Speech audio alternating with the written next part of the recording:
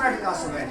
बस चलिए देखो, चारों वेद, 6 शास्त्र और 18 पुराण और श्रीमद् भागवत कथा और जितनी भी हमारे जो ग्रंथ हैं उनमें केवल 3 बातें हैं। अगर हम जीवन पर्यंत अगर जन्म लेंगे,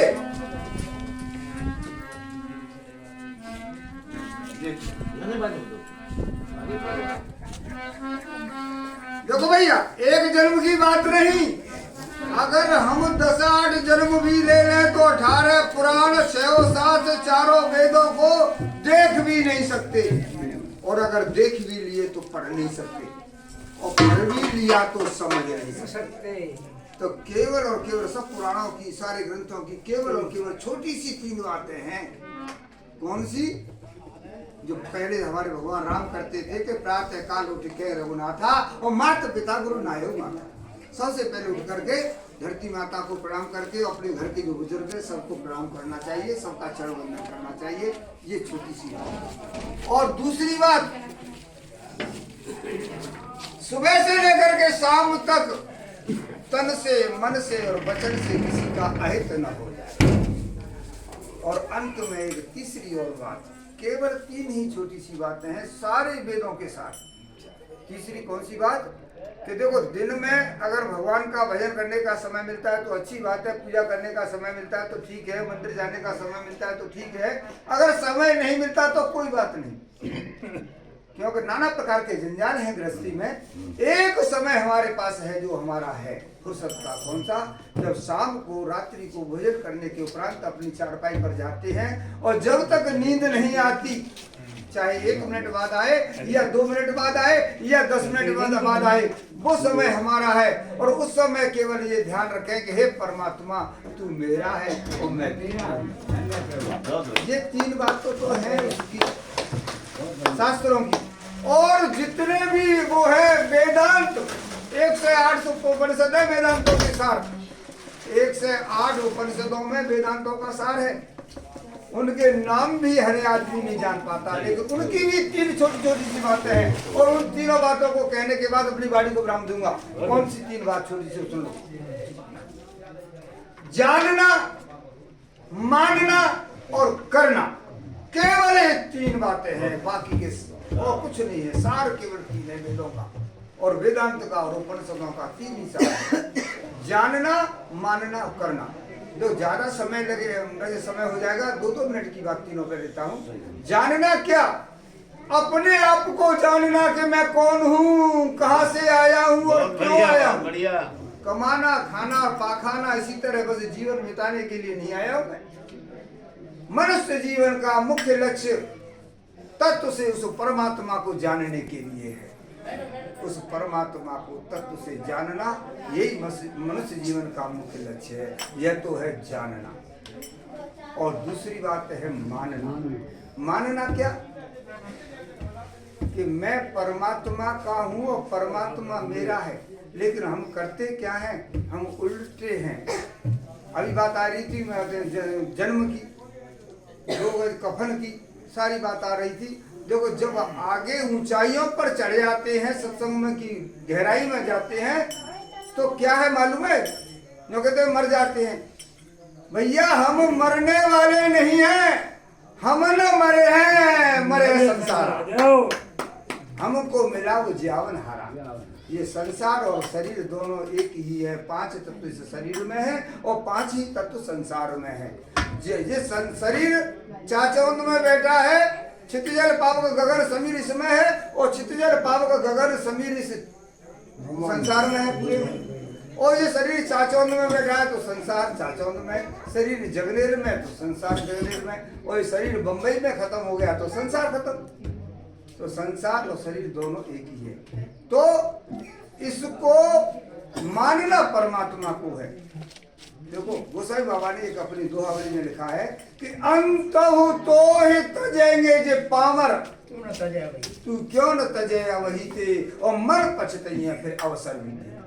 जिन रिश्तेदारों से, जिन परिवार वालों से, जिन सगे संबंधियों से तू प्रेम करता है, जब तू किसी लायक नहीं रह जाएगा, एक दिन ये तेरा त्याग अवश्य करेंगे, अवश्य करेंगे और अवश्य करेंगे। और जब तुझको त्यागा जाएगा तो तुझको बहुत कष्ट होगा। और उसके निवारण के लिए क्या करना चाहिए? तू पहले ही मन से त्याग दे। वैसे तो नहीं त्यागना चाहिए, सबकी सेवा करनी चाहिए, मन से त्याग दे। क्यों? कि जब तू पहले से ही मन से त्याग देगा और जब तू किसी लायक नहीं रहेगा तो फिर तुझको त्याग आ जाएगा तो तुझको इतना कष्ट नहीं होगा कि तूने पहले ही त्याग दिया। कैसे? देखो एक दृष्टांत के द्वारा। जैसे देखो पुराने जमाने में शादी होती थी, मैं अपनी शादी की बात कर रहा हूँ। अब तो क्या होती है, हमारे तुम्हारी शादी की बात है, नए लड़कों की क्या रिवाज है। तो दुल्हन घर में आती थी तो मंडप के नीचे माता बहनें और कंगन खोलने की, कढ़ाई में पानी भर करके और कंगन खोलने की को दूल्हा दुल्हन की तमाशा करती थी। दुल्हन कंगन की गांठ को पहले खोल देती थी तो दुल्हन की जीत मानी जाती, और दूल्हा पहले खोल देता था तो दूल्हा की जीत मानी जाती। तो ये तो रहा दृष्टांत। इसके पीछे सिद्धांत क्या है? ठीक इसी प्रकार मोह ममता की गांठों को जो जीवन में पहले खोल देता है उसकी तो होती है जीत, और जो पीछे रह जाता है उसकी होती है। एक अंतिम और तीसरी बात, करना। अब बात आई कि करना क्या? करना ये कि मैं भी उस परमात्मा का हूँ और ये सारा संसार भी परमात्मा का है। कल्याण कब होगा मालूम है? गोस्वामी भगवान ने नवदा भक्ति में लिखा है कि सपने नहीं देखे परदोषा, किसी के दोष सपने में भी नहीं देखे। अब ये विचार करो कि हम अपने पड़ोसियों के कैसे दोष देखते हैं। सपने में भी किसी के दोष नहीं देखे तब तो कल्याण होगा। तो करना क्या? कि मैं भी परमात्मा का हूँ, ये सारा संसार परमात्मा का है, तो इसकी सिया राम मैं सब जग जानी, ऐसा सीताराम मान करके और इसकी सेवा करनी चाहिए। एक दृष्टांत, फिर वाणी को विराम। संत एकनाथ जी ने और गंगोत्री से कांवर भरी, पहले पैदल कांवर लाते थे और 2-2 साल में आते। अब तो 1 महीने में गंगोत्री से और रामेश्वर में आ जाते हैं, सभी जानते हैं। और चलते चलते सप्तऋषियों के साथ संत एकनाथ जी ने कांवर भरी और 2 साल के चलने के बाद रामेश्वर मंदिर का झंडा पताका दिखाई देने लगी। 2-3 किलोमीटर रह गया जंगल के उस पार।